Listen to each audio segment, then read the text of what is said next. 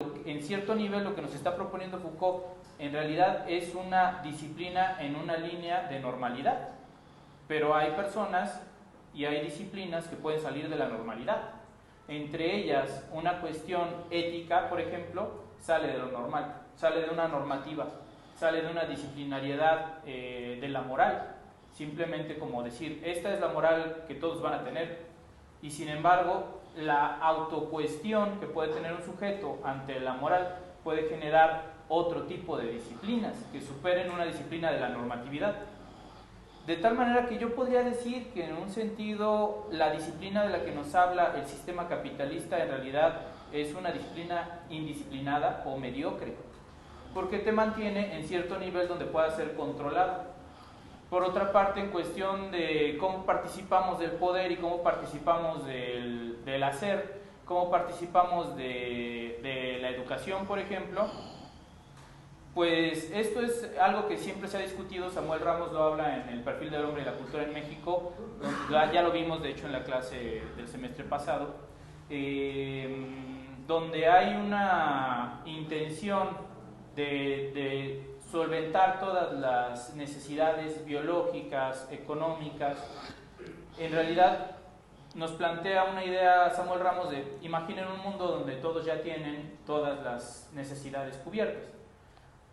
Aún en ese mundo hace falta la respuesta a la pregunta del sentido de la vida. Independientemente de que todos tuvieran todas las necesidades cubiertas, todo el dinero que necesitan, toda la calidad de vida que necesitan, la vivienda, la ropa, de todos modos hace falta preguntar ¿para qué? ¿Por qué vivo? Y esa pregunta supera a cualquier necesidad material. Y esa pregunta, de hecho, no solo se puede plantear en el momento en el cual uno tenga cubiertas sus necesidades y pueda decir soy pleno en la vida. Esa pregunta se puede plantear en cualquier momento, porque subyace a cualquier satisfacción. ¿Para qué estoy aquí? ¿Quién soy? ¿Por qué hago las cosas que hago? ¿Cuál es el sentido de mi existencia?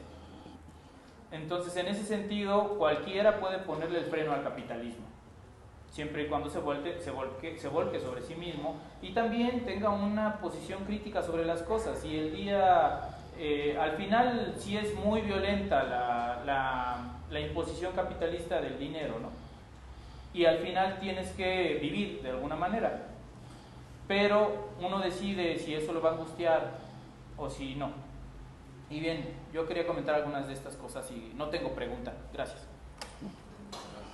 Gracias. Bueno, yo nada más terminó esta intervención y agrego un poquito a la que había hecho el doctor Juan Manuel, en el sentido de que, pues precisamente esta búsqueda de sentido, esta pregunta del porqué de la vida, pues precisamente lo que yo decía en la parte final de Historia de la Sexualidad, en el tomo 1, nos dice, editada por el siglo XXI, nos dice Foucault, derecho de vida, y derecho de muerte y poder sobre la vida. Y yo más bien digo, derecho de vida, poder sobre la muerte. Es decir, que llegue un momento en el que podamos pensar que el sentido de la vida es eso, seguir viviendo, ese vivir, perpetuar la vida.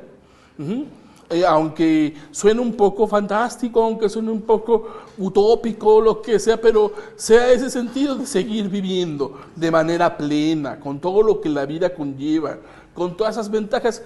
Lo que nos quedaría, a lo mejor, si tenemos una situación de vida automatizada, estrictamente disciplinada, pues nos quedaría precisamente en la búsqueda del placer y la búsqueda precisamente de esos satisfactores.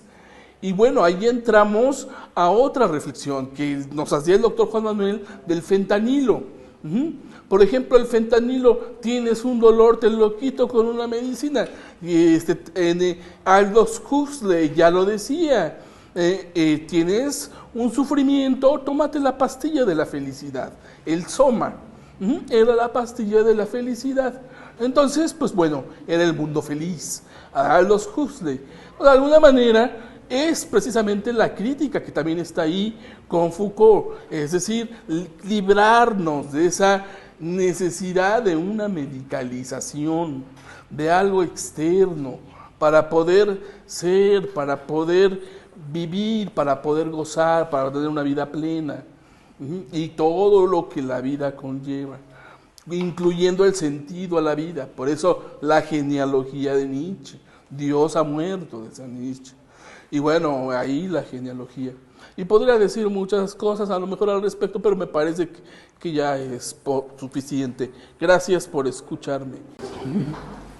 Mi inquietud tiene que ver con los momentos en que se expresan los cuerpos en los momentos de resistencia, pero no desde una individualidad, o sea, no desde el típico adolescente en su cuarto encerrado escuchando música, presionados por lo que comen y cómo está su cuerpo, o incluso no desde el punto de vista de los que se operan o se visten hombres de mujeres, ¿no?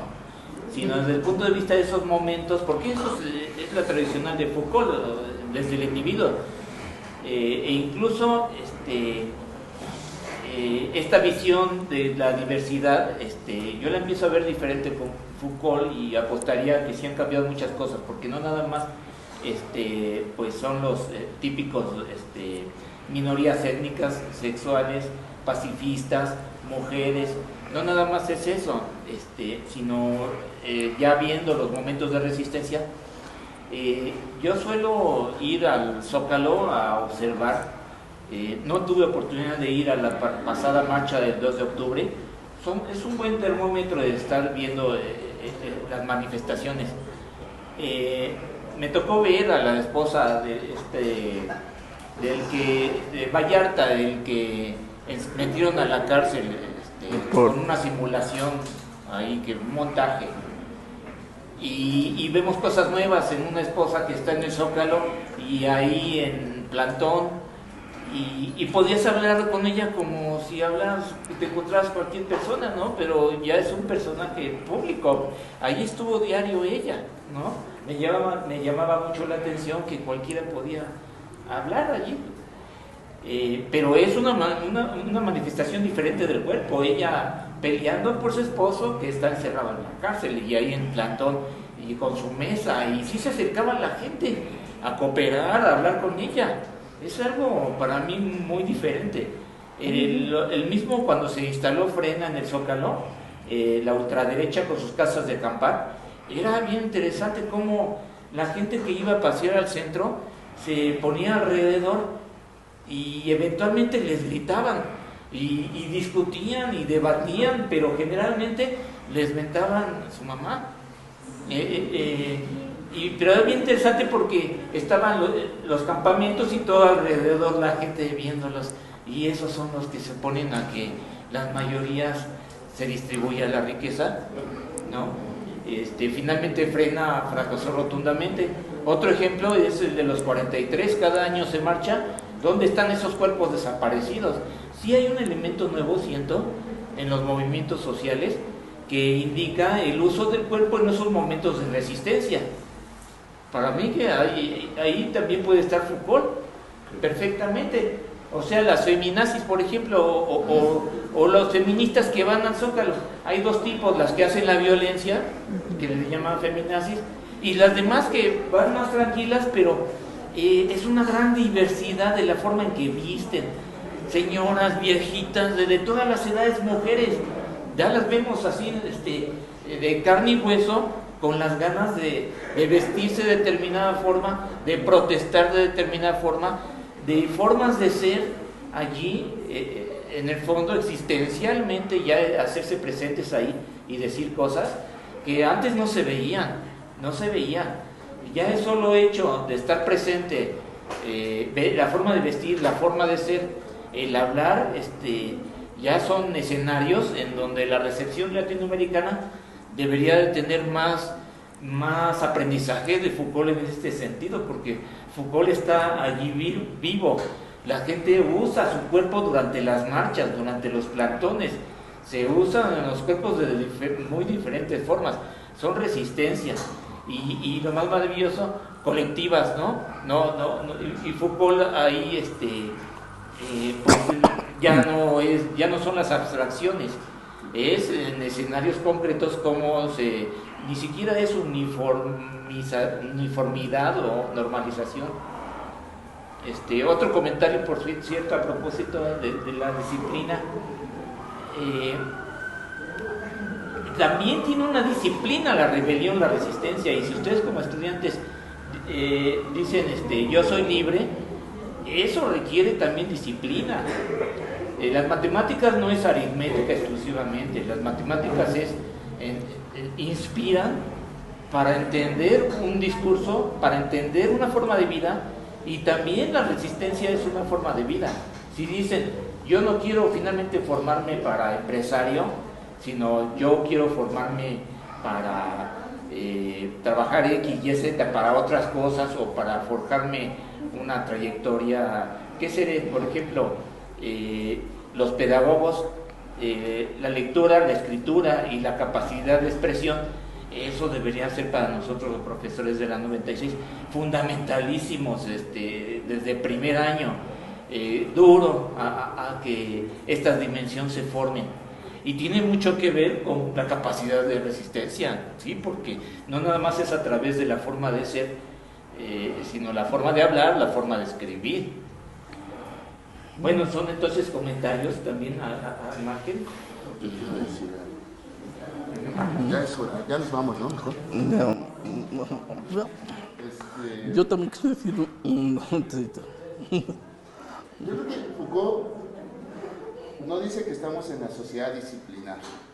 Yo creo que hay un error interpretar que Foucault dice que la disciplina es la que gobierna. El curso de 78 y 79 se concentra en demostrar que quizá la palabra más correcta, a manera de Deleuze, es: vivimos en las sociedades de control, en el sentido en el que se controla y se organiza el deseo. Pero es bien interesante esto. Tenemos que salir de la idea también muy Foucaultiana, mala lectura de Foucault, de que el cambio está en uno mismo. Eso ha sido tan criticado en las lecturas que se han hecho, y con todo derecho. La idea de que Foucault promueve que el cambio está en uno mismo es un error. El último curso de Foucault fue dedicado a un concepto que sí quisiera poner aquí en juego para que les deje a ustedes un poco la idea. Él se dedicó a trabajar el concepto de parresía. Y el concepto de parresía es un concepto utilizado en el mundo griego y tiene que ver con la capacidad de decir la verdad por encima de cualquier costo. Es decir, la parresía es un decir verdadero, aun a pesar de que esto signifique la propia muerte. Y cuando uno dice la verdad, de alguna manera está acercándose, digámoslo así, a un cierto coraje, una valentía. Ese curso se va a llamar el coraje de la verdad. Y en el coraje de la verdad va a instaurar la parresía como forma, como función subjetiva para destronar el poder reinante. ¿Por qué esto? Porque justo se parece a lo que dice el doctor Olivo. En la educación deberíamos aprender a hacer parresía. Es decir, comenzar a articular los discursos de verdad. ¿Pero qué significan los discursos de verdad? Aquellos que afectan al cuerpo, aquellos que demuestran al poderoso.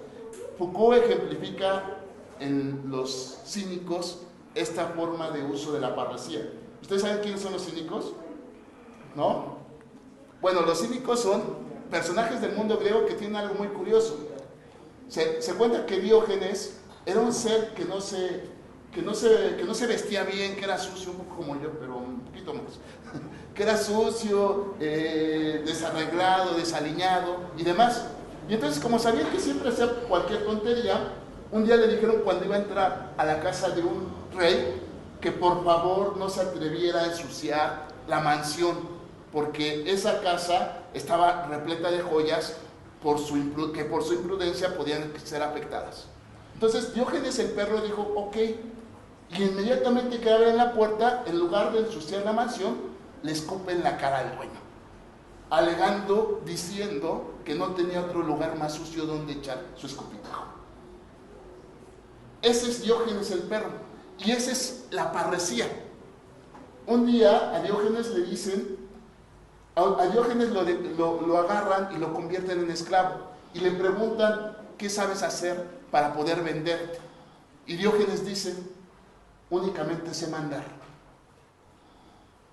Y él empieza a decir, alguien que compre un amo. Es tan irónico esto, pero además lo compró un rey. Y ese rey convirtió a Diógenes en su maestro de vida de él y de su hijo. ¿Qué está detrás de este juego? Un día Diógenes llegó a Alejandro Magno y le dijo, pídeme lo que quieras, cuando Alejandro Magno era un emperador. Y Diógenes le dijo, hazte a un lado que me quites el sol. ¿Qué hay detrás de este juego? Cierta forma de insolencia contra el poder. Y dice Foucault, no es esta insolencia contra quien tiene el poder y quien nos está explotando, aquella que deberíamos de cultivar para construir una verdadera resistencia y una transformación. ¿No la escuela debería de ser el lugar de la parresía? Es decir, que ustedes aprendan a decir la verdad y a sujetarse de todo poder. Porque ¿cuál es la característica de Diógenes? Que no tiene amo. ¿Quién es su amo? Él mismo. Alejandro Magno decía, si yo volviera a nacer y me pidieran qué podría ser, solamente podría ser dos cosas. Yo mismo, el conquistador de todo el mundo, o Diógenes el perro, el conquistador de sí mismo. Ese concepto de parresía es el último que utiliza Foucault y quizá nos sirve como eje para pensar una educación emancipadora. ¿A qué se viene aquí? Aprender a decir la verdad. La verdad individual, la verdad política, y a través de esa verdad construir una organización que transforme la realidad. Y es ahí como la individualidad y lo colectivo aparecen como posibilidad de transformación, que creo que es el ejemplo que estabas diciendo. Estaba ahí Brenda y el colectivo insolente se atrevía a decirle a los de Brenda sus verdades. Cueste lo que cueste. Yo creo que con eso me quedo en Foucault. Y más que cerrarlo, Foucault es un pensamiento que apenas se está volviendo a reflexionar. Todo lo que se ha hecho Foucault creo que queda corto con lo que apenas estamos descubriendo en estos últimos años. Así que les invito también a leer a Foucault, que todavía no está acabado. Muchas gracias. Excelente. A mí bueno, diría una cosa, esto de la parresía está muy bien, muy interesante. Más me recuerda una cierta vuelta pues a Kant, en cuanto a que Kant dice, por ejemplo, que el ser humano no debe mentir bajo ninguna circunstancia. Bajo ninguna circunstancia debe mentir. Siempre debe decir la verdad. Y después Hegel le dirá, bueno, Hegel después dirá, a veces, si se trata de que la policía llega y está buscando a mi amigo injustamente y lo tengo en mi casa, no lo voy a entregar, le voy a mentir a la policía. Y entonces está la controversia, porque dice, finalmente no, según Kant, bajo ninguna circunstancia debería mentir. Pero bueno, eso es una reflexión un poco al margen.